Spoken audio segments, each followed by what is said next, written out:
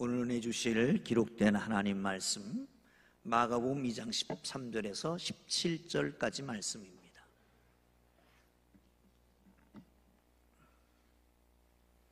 찾으셨으면 함께 읽겠습니다. 시작. 예수께서 다시 바닷가에 나가심에 큰 무리가 나왔거늘 예수께서 그들을 가르치시니라. 또 지나가시다가 알페오의 아들 레위가 세관에 앉은 것을 보시고 그에게 이르시되 나를 따르라 하시니 일어나 따르니라. 그의 집에 앉아 잡수실 때에 많은 세리와 죄인들이 예수와 그의 제자들과 함께 앉았으니 이는 그러한 사람들이 많이 있어 예수를 따르미러라. 바리새인의 서기관들이 예수께서 죄인 및 세리들과 함께 잡수시는 것을 보고 그의 제자들에게 이르되 어찌하여 세리 및 죄인들과 함께 먹는가? 예수께서 들으시고 그들에게 이르시되 병든 자에게 하여 쓸데 있느니라. 나는 의인을 부르러 온 것이 아니요 죄인을 부르러 왔노라 하시니라. 아멘. 할렐루야. 옆에 있는 분하고 인사하겠습니다. 감사합니다. 뭔지 모르지만 그냥 감사하시죠.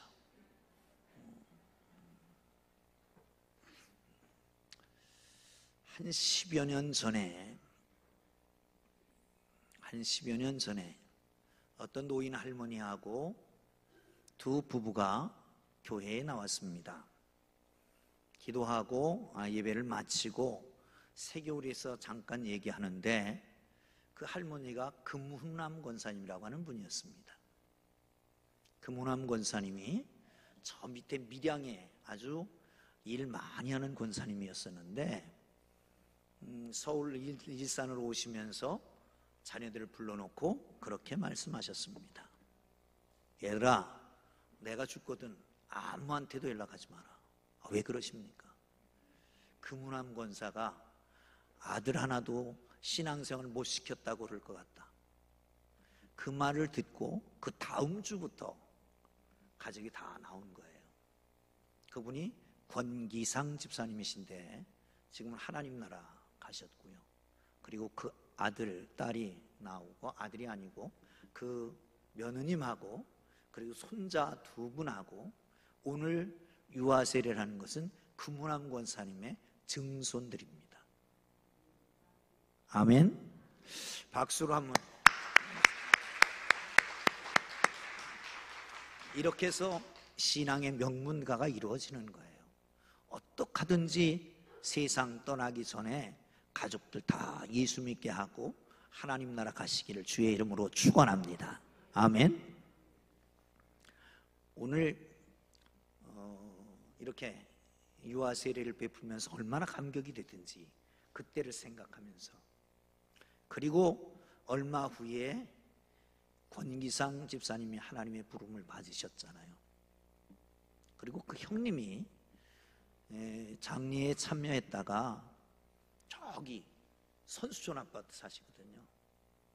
형님이 동생이 가는 걸 보고 내가 그 자리를 채워야 되겠다.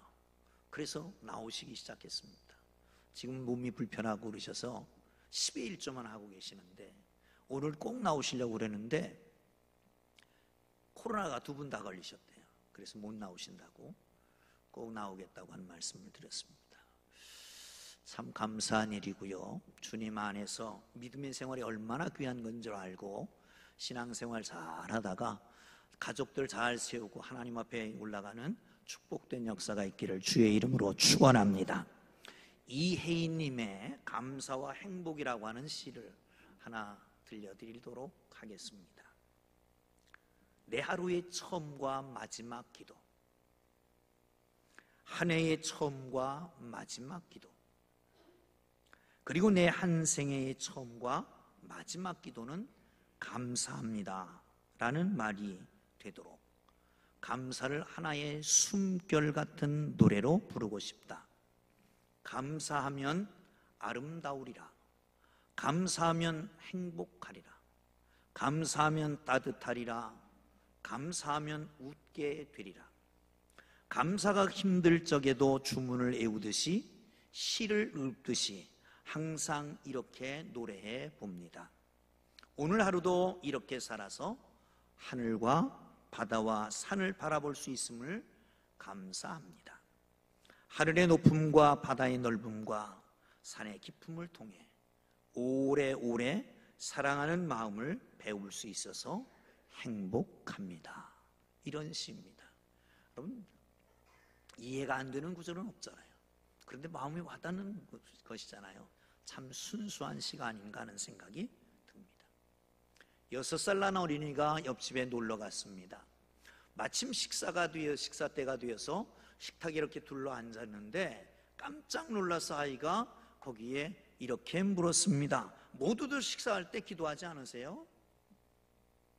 얘야, 우리는 기도하는 시간을 안 갖는단다. 꼭 우리 개를 닮았네요. 우리 개는 음식을 주면 그냥 먹어요. 여러분, 동물과 사람이 비슷한 점이 많습니다. 생존 본능, 자신의 동족을 번식시키려고 하는 생식 본능, 남녀간에 만나서 자식을 낳고 이뻐하면서 자식을 키우는 양육 본능 등등은 하나님께서 사람에게나 짐승에게나 똑같이 주신 본능입니다. 그 외에 서식 본능, 귀소 본능 이런 것들도 같습니다. 그러나 음식을 먹을 때에 짐승과 사람의 차이는 어디 있을까요? 짐승은 그냥 허기진 배를 채우기 위해서 먹습니다. 물론 사람도 그렇지만 사람은 음식을 주신 하나님과 농사지는 농부와 그리고 맛있게 요리를 해준 어머니에게 감사하며 식사를 하게 되는 거지요. 감사. 그리스도인은 그렇지 않아도 언제든지 항상 범사에 감사하는 삶의 양식을 가지고 있는 것이 그리스도인입니다. 감사는 히브리어로 야다라고 하는 말을 쓰지요. 던지다, 쏘다, 감사하다, 찬양하다, 고백하다라고 하는 의미를 가지고 있습니다. 헬라어에는 유카리스테오라고 하는 말을 쓰는데 같은 의미입니다. 받은 은혜에 감사하는 것이죠. 여러분, 은혜를 얼마나 받으셨습니까? 금년에는 얼마나 많은 은혜를 받으셨습니까? 감사해 보셨습니까? 감사하는 삶이 되기를 주의 이름으로 축원합니다. 할렐루야, 할렐루야. 마태복음에는 이 레위를 가리켜서 마태라고 쓰고 있습니다. 레위는 본명이었고 마태는 사도명이 아니었나 하는 생각이 듭니다. 그가 세관에 앉아 있습니다. 당시에 만약에 유대의 랍비나 도덕적 종교적인 선생이 지나가셨다면 세리를 만나지 않았을 것입니다. 외면하고 그냥 갔을 것입니다. 그렇게 세리는 당시에 인간 대우를 받지 못했습니다. 인간 쓰레기로 취급받습니다. 민족의 반역자고 로마의 빌부터 세금을 걷어내는 동족을 착취하는 사람 정도였습니다. 반민족주의자, 반유대주의자, 인간으로 취급될 수 없는 사람이었습니다. 어느 누구도 떠들떠보지 않습니다. 그런데 예수님께서는 그를 만나셨습니다. 아니, 예수님께서는 일부러 그곳으로 가셨을 것입니다. 그를 만나기 위해서 가셨습니까? 그리고 그를 보고 부르셨습니다. 그 순간부터 모든 것이 바뀌어지기 시작합니다. 그 순간에 치유와 회복과 새로운 비전이 생기고 완전히 새로운 사람으로 탈바꿈하게 됩니다. 부르심은 은혜인 걸 믿으시기를 축원합니다. 하나님이 우리를 부르셨다라고 하는 확신을 가지고 하나님 앞에 감사하고 살기를 주의 이름으로 축원합니다. 할렐루야. 자, 14절을 보겠습니다. 시작. 또 지나가시다가 알페오의 아들 레위가 세관에 앉아있는 것을 보시고 그에게 이르시되 나를 따르라 하시니 일어나 따르니라. 아멘. 갈릴리로 지나가시다가 예수님이 알페오의 아들 세리 레위를 만나게 됐습니다. 레위, 리바이스라고 하는 거 아시죠? 청바지, 그게 레위입니다. 레위가 만든 거, 레위 족속이 만든 거예요. 이번에 보니까 이스라엘이 너무 잔인하게 한다, 불매운동 하자, 그래서 보니까 아주 많더만요. 그 상품들이 많더라고요. 그 중에 리바이스도 들어있더만요. 이런 말이 있습니다. 유다는 어디든지 통해 있지 않으나 갈릴리는 어디든지 통해 있다. 이 말은 무슨 말이냐면 유다 지방은 꽉꽉 막혀 있고 갈릴리 지방은 사통오달도 있다는 거예요. 다 통한다는 겁니다. 왜? 갈릴리에는 아주 큰 도로 두 개가 만납니다. 다메섹에서 지중해를 연결하는 도로와 나아가서 메소포타미아에서 저 북아프리카 북단에 있는 애굽, 이집트로 연결되는 도로가 갈릴리에서 만납니다. 그런데 여러분 보세요. 교통의 중심지는 아주 일찍 깨우침을 받습니다. 문화적으로, 경제적으로, 정치적으로 상당히 중요한 몫을 차지고 있던 이 교차로 근처에 있었던 이곳에서 성장했던 이 레위라고 하는 사람은 일찍이 개화됐을 겁니다. 눈을 떴습니다. 출세의 눈을 떴습니다. 성공의 눈을 떴습니다. 보면 그는 마태복음을 썼잖아요. 그 마태복음에 보면 다른 복음서보다 율법, 구약이 많이 이용됐습니다. 이걸 미루어 볼 때에 어려서 이 레위는 부모의 영향으로 아니면 그 시대의 흐름에 따라 레위 족속이니까 제사장이 되기 위해서 성전에서 일하기 위해서 율법을 열심히 공부했을 것입니다. 그런데 지리적, 문화적, 사회적, 경제적인 배경의 영향력으로 눈에 돈이 들어오기 시작했습니다. 돈에 눈이 떴습니다. 가장 돈 잘 버는 직업이 무엇일까? 그래서 찾아낸 게 세리였습니다. 그리고 열심히 부단히 노력해서 그 자리에 앉게 됐지요. 사랑하는 성도 여러분, 잘 아시는 내용, 이스라엘 12지파가 있습니다. 근데 12지파 중에 11지파는 자기들의 분깃이 다 있습니다. 근데 하나, 레위지파는 분깃이 없습니다. 뿔뿔이 흩어져서 11지파에 흩어져서 삽니다. 그들이 내는 11조 가지고 살아갑니다. 왜? 여호와가 모든 지파는 자기 분깃이 있지만 레위 지파는 여호와가 분깃이라고 하는 것입니다. 그런데 이 레위라고 하는 사람은 하나님 여호와 기업이 아니라 로마의 세금을 청부업자로, 세금 바치는 청부업자로 세금을 거둬들이고 로마로부터 얻는 여호와가 기업이 아니라 로마가 그의 기업이 됐던 것입니다. 당시에 세금, 정상적인 세금은 세 가지입니다. 인두세, 또한 토지세, 소득세, 그런 겁니다. 무조건 사람은 12살부터 65세까지 세금을 내는 거예요. 거기다가 토지세도 내야죠, 소득세도 내야죠, 휘청휘청합니다. 그런데 도로를 통행하면 통행세도 내고요, 마차를 타고 하면 마차세도 내고요, 물고기를 잡으면 고기세도 냈습니다. 거기다가 뒷거래는 얼마나 성행했나요? 불법적 뒷거래는 정말 부당하게 챙기기에 어마어마한 돈이 거기에 오가고 있었습니다. 투명하지 않은 세금, 관세, 그거는 말할 것도 없이 수없이 자기 주머니로 들어갑니다. 그리고 철저하게 세금을 받아내기 위해서는 강제 집행을 해야 됐기 때문에 살인 청부업자들, 소위 말하면 지금의 이 조폭들과 긴밀하게 연관이 되어 있었습니다. 그러니 이 사람들을 누가 사람 취급하겠습니까? 요즘 젊은이들이 말하는 것처럼 인간 쓰레기였습니다.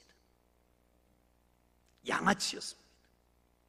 그런데 예수님이 일부러 그것을 가셨습니다. 그리고 그를 보시고 부르셨습니다. 그는 벌떡 일어났습니다. 그 순간 모든 것은 사라졌습니다. 그렇게 애지중지하던 일자리도 풍부한 수입도 모두 다 잃어버리게 됐습니다. 그런데 그 순간에 그는 마태로 바뀌어지게 됩니다. 다른 사람이 쳐다보지도 않던 그 사람이 일어나는 그 순간에 마태, 하나님의 선물로 이름이 바뀌어지게 되는 것이죠.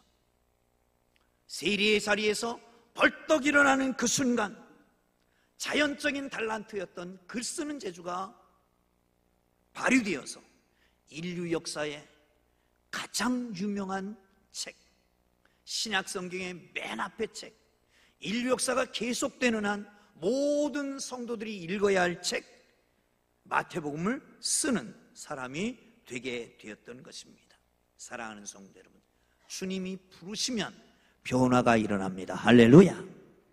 충동적인 사람, 다혈질인 사람, 종잡을 수 없었던 사람, 격정적인 사람, 신뢰할 수 없던 인간 시몬을 하나님이 부르시는 그 순간 베드로가 됩니다. 게바, 반석, 육중한 반석이 돼서 초대교회의 주춧돌이 되는 것을 믿으시기를 축원합니다. 여러분, 주님이 부르심에 응답하기만 하면 주님은 우리를 만들어 쓰시는 걸 믿으시기를 축원합니다. 주께서 우리를 부르셨고 오늘 이 자리에 있게 하신 주님을 찬양하고 감사하기를 주의 이름으로 축원합니다. 할렐루야.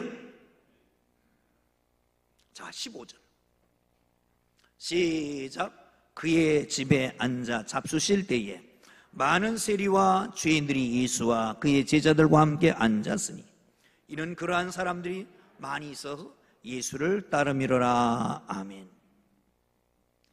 세리, 마태, 레위를 찾아가서 그 집에 앉아서 잡수입니다. 여러분 기억하시죠? 여리고성의 세리 세리장 삭개오, 돌감남나무 위에 앉아있는 삭개오를 내려와라. 내가 오늘 내 집에 유하여야 되겠다. 그 집에 가서 유하면서 식사를 나눕니다. 그런데 여기에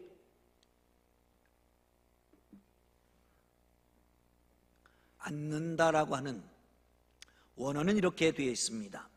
카타케이마이라고. 카타는 밑에라고 하는 뜻입니다. 케이마이는 눕다라고 하는 것이, 탁사 밑에 눕다라고 하는 것이, 먹는데 앉아서 먹는데 누워서 먹는다는 얘기입니다. 뭘 말할까요? 당시에는 헬라 문화권에 속해 있었습니다. 모든 세계가 헬라 문화권에 속해 있었습니다. 요즘같이 식사를 후딱 30분 내에 먹고 1시간에 먹는 게 아니라 오랫동안 친밀감을 과시하면서 너와 나는 친하다라고 하는 걸 얘기하기 위해서 이렇게 오랫동안 누워서 식사를 하는 거예요. 이것은 무슨 뜻일까요? 여러분 보세요. 제일 가까운 사람은 어떤 사람? 같이 자는 사람. 두 번째 가까운 사람은 어떤 사람? 같이 먹는 사람입니다. 지금은 그렇지 않지만 그 옛날에는 먹는 것도 귀했기 때문에 가까운 사람 아니면 초청을 안 했잖아요. 가까운 사람은 지금 우리가 먹는 것도 마찬가지잖아요. 누구하고 드십니까? 같이 먹으면 쌍판되기 때문에 체할 것 같다. 그러면 안 먹잖아요, 그 사람하고. 죄송합니다. 그렇잖아요. 같이 먹어서 기쁘고 즐거운 사람이 있고 그냥 얹힐 것 같은 사람 피하잖아요. 친한 사람을 가리킵니다. 사랑하는 성도 여러분, 예수님께서 그를 부르셨습니다. 예수님께서 그를 부르시는데 세상 사람들은 인간 취급도 안 하는데 불러가지고 가장 친한 교제를 하고 있다라고 하는 얘기입니다. 사랑하는 성도 여러분, 그렇습니다. 우리 고사성어에 친구를 나타내는 사자성어들이 많습니다. 그 중에 하나가 문경지교라고 하는 겁니다. 목벨 문자를 쓰니까 죽을 때까지 같이 가는 친구예요. 또한 막역지우도 있습니다. 어떤 허물을 다 드러내도 흉보지 않는 사람. 우리 교회가 그런 교회가 되면 좋겠습니다. 아멘? 이게 막역지우입니다. 저구지우라고 하는 것도 있습니다. 절구와 절구괭이, 그와 비슷한 게 수어지교라고 하는 거죠. 물에 있는 고기, 물과 고기를 떼어놓을 수 없잖아요. 거립지교라고 하는 말도 합니다. 이건 신분을 초월한 교제를 말하잖아요. 사랑하는 성도 여러분, 망년지교도 있습니다. 나이를 잃어버린 친구라고 하는 거죠. 거기에 정말 친구 중에 가장 좋은 친구는 지음입니다. 검은 고소리를 듣고도 그 사람의 마음을 이해할 수 있다는 거예요. 그런데 여러분, 우리 주님과 우리의 관계는 어떨까요? 제가 보기에는 막역지우다. 십자가를 지시면서까지 우리를 친구로 부르시니까. 그뿐만 아니라 그렇습니다. 하나님께서 우리의 아무리 아프고 고통스러운 걸 다 내려놔도 우리 주님이 다 용서하시는 분입니다. 삼위일체 하나님이잖아요. 그런데 그분이 그 다 내려놓고 우리를 친구로 삼으셨습니다. 거립지교일 수 있습니다. 뗄래야 뗄 수 없는 분입니다. 물과 고기 같은 상황. 여러분, 더 귀한 우리의 주님이 나의 친구 되시면 어떤 걸까요? 나의 작은 신음에도 응답하시는, 내가 신음소리만 내도 내 마음을 아시는 분, 내가 기도는 잘 못해도 주님 부르기만 해도 나를 아시는 분이, 그 주님이. 그래서 예수님께서는 말씀하십니다. 친구를 위하여 자기 목숨을 버리는 이보다 더 큰 사랑은 없다. 더뿐만 아니라 나를 너를 종이라고 하지 않고 친구라 하리라.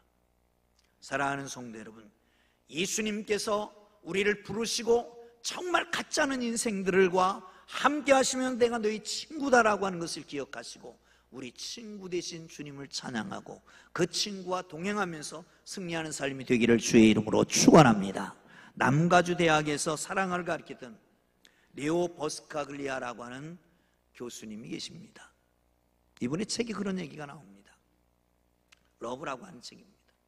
이 책에 한 할아버지가 극심한 우울증에 걸렸습니다. 상담사를 찾아가도 치유가 안 됩니다. 가족들은 문도 안 열어줍니다. 소년 하나가 와서 문을 두드렸습니다. 문을 열어줬더니 나 할아버지 뵈러 왔다고. 할아버지한테 문을 두드리고 아무개 소년이 왔는데 들여보내도 될까요? 들여보내라고. 들어왔어요. 30분, 1시간 정도 있다가 나갔는데 그 순간부터 할아버지가 문을 열고 교제가 시작됐고 그리고 치유가 일어나기 시작했습니다. 물었습니다. 예, 너 할아버지한테 가서 무슨 얘기를 했냐? 아무 얘기 안 했습니다. 그냥 손 붙잡고 같이 울었습니다. 네가 어떻게 할아버지 붙들고 울 생각을 했느냐? 그랬더니 이 아이가 그런 얘기를 했더래요. 할아버지하고 나는 친구이거든요. 할아버지하고 나는 친구거든요. 사랑하는 성도 여러분, 우리 주께서 우리에게 친구 되십니다. 그분께서 다른 보혜사를 우리에게 보여주십니다. 보혜사 성령께서는 그냥 공간적으로 함께만 있는 게 아니라 우리의 마음속에 계셔서 우리의 마음을 다 알고 우리를 위로하시는 그분인 걸 믿으시기를 축원합니다. 할렐루야. 우리와 함께 하시는 우리 친구 되신 예수님, 성령 되신 성령님을 믿고 온전한 친구로 사귐을 갖고 그 안에서 회복되고 새로워지는 축복이 있기를 주의 이름으로 축원합니다. 할렐루야. 마지막으로 17절을 봅니다. 시작.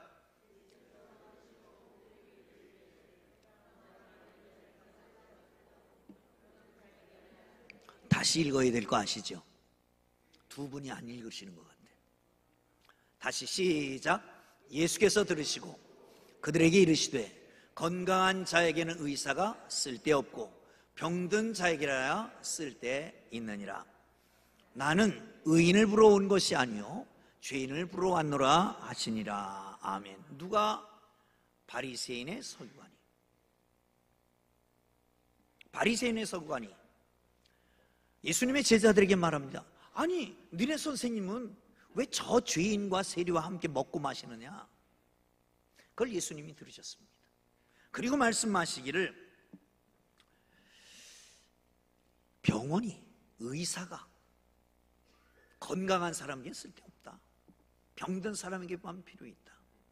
그런 것처럼 나는 의인을 부르러 온 게 아니라 죄인을 부르러 왔다. 이렇게 말씀하십니다. 사랑하는 성도 여러분,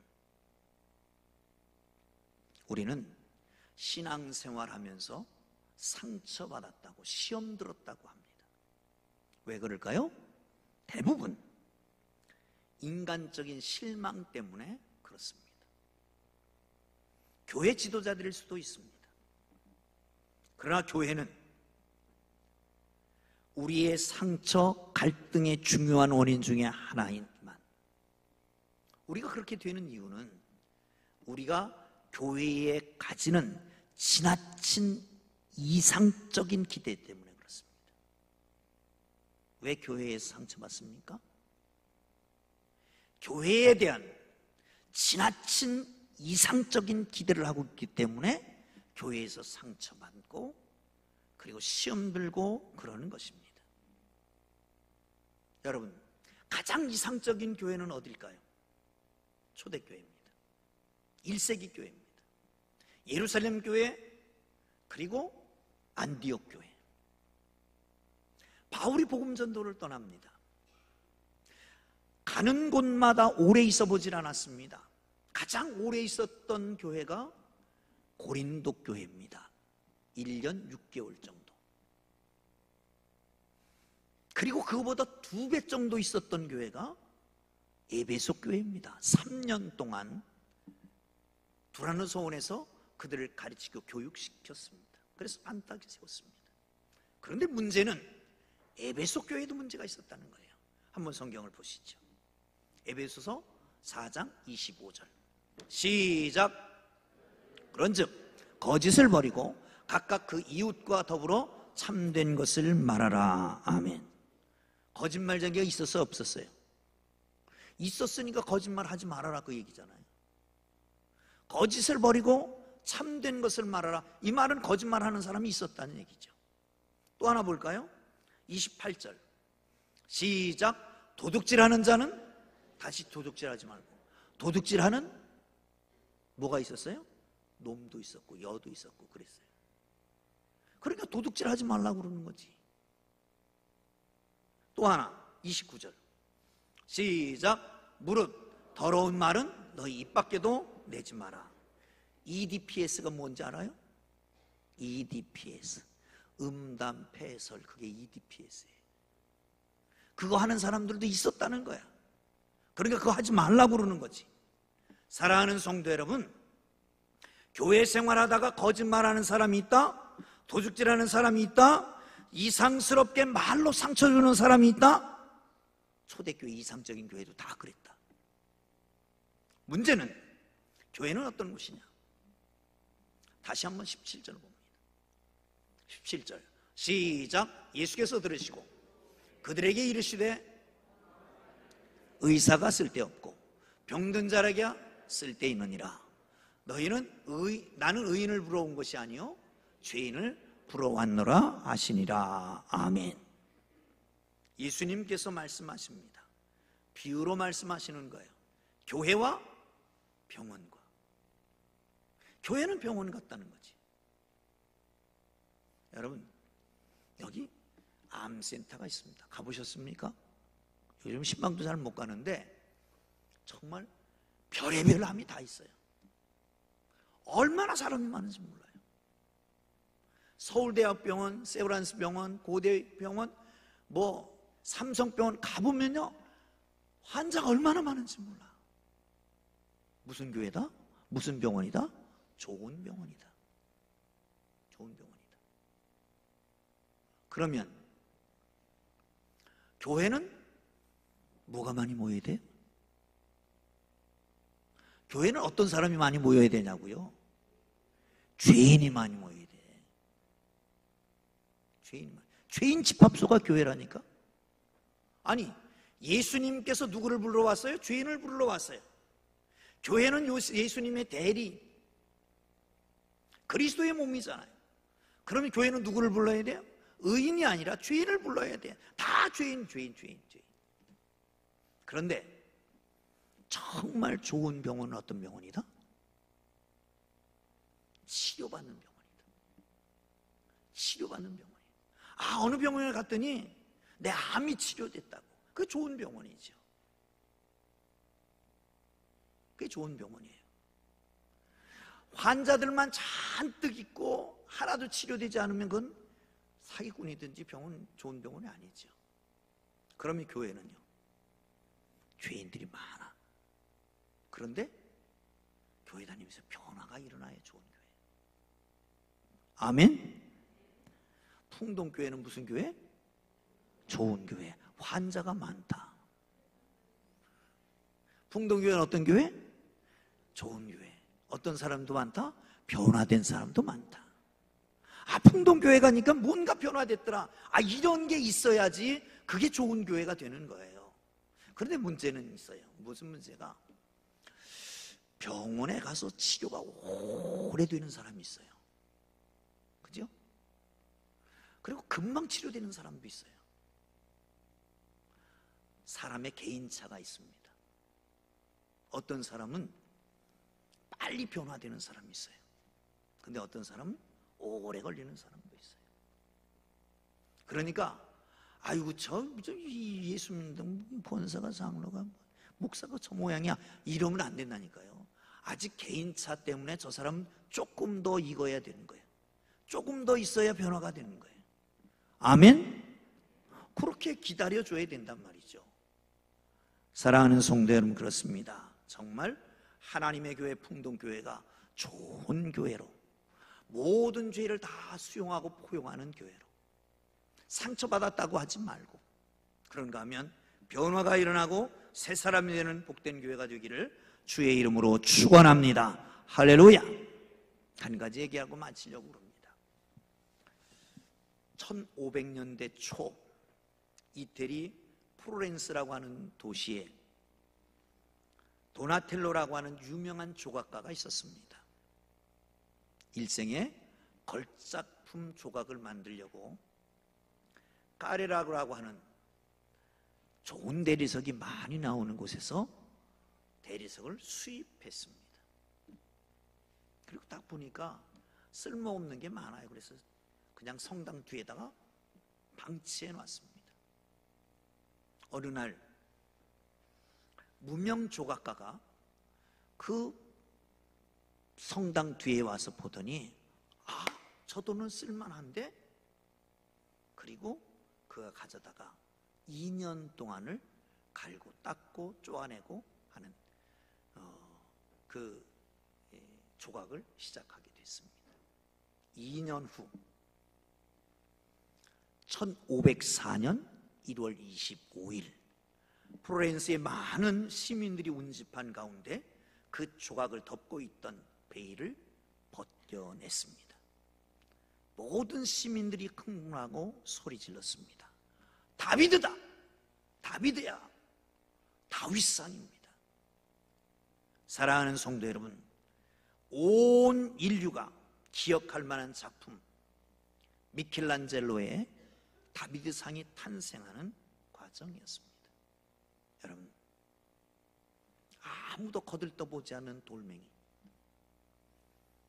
성전 뒤에 방치됐던 쓸모없는 돌멩이, 자기가 수입했는데도 불구하고 가치가 없다고 버려졌던 돌멩이가 한 조각가의 손에 붙잡히게 됐습니다. 그리고 갈고 닦고 그리고 쪼아내고 아름다운 조각품을 만들어서 드디어 다비드상을 만들게 됩니다. 사랑하는 성도 여러분, 어쩌면 우리의 모습이 내가 나를 생각해도 별 볼 일 없고 주위에서 나에게 오는 시선도 별론 것 같고 아무도 쓸데없다고 인정하지 않아도 우리 주님의 손에 붙잡히기만 하면, 우리 주님과 함께 계속되는 교제 속에 있기만 하면 우리는 언젠가 아름답게 변화된 최상품의 걸작품이 되게 될 줄로 믿으시기를 축원합니다. 할렐루야. 기도합니다.